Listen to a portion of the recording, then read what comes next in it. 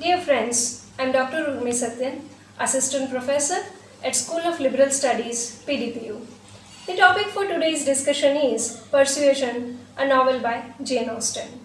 At the very beginning of the novel, the author acquaints us with two proper nouns, Sir Walter Elliot and Kellynch Hall.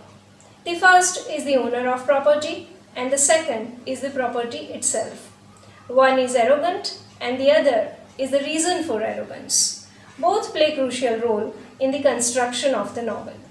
The Elliot family is in debt and so their family friend Lady Russell advises them to reduce domestic expenses and also to rent Kellynch Hall.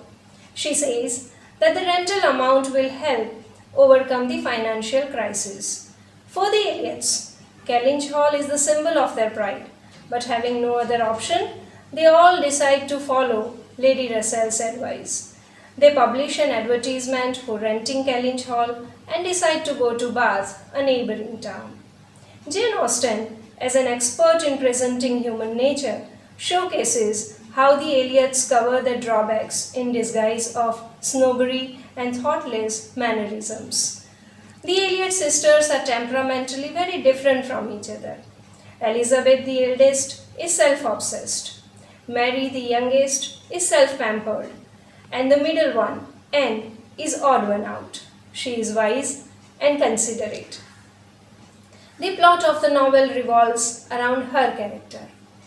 Anne is engaged to Captain Wentworth at the age of 19. But Lady Russell argues that Captain Wentworth has no fortune, and so he is not the right person for Anne. Anne gets persuaded by her and breaks off with Captain Wentworth.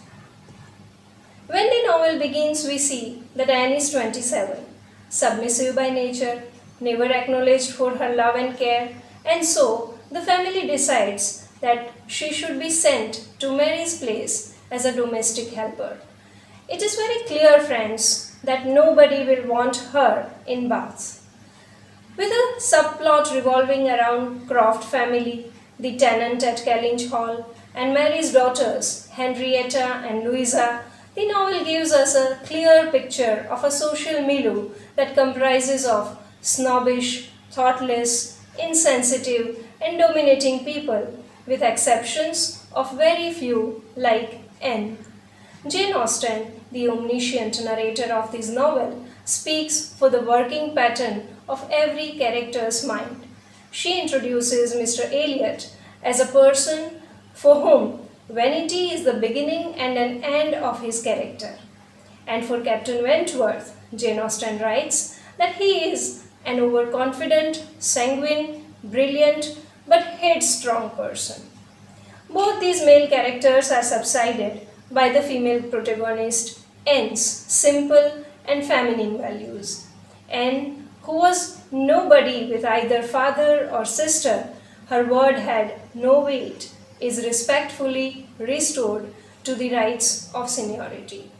Through the Elliot family and their social engagements, Jane Austen acquaints us to the Georgian manners, according to which people are recognized by their family names and not by actions.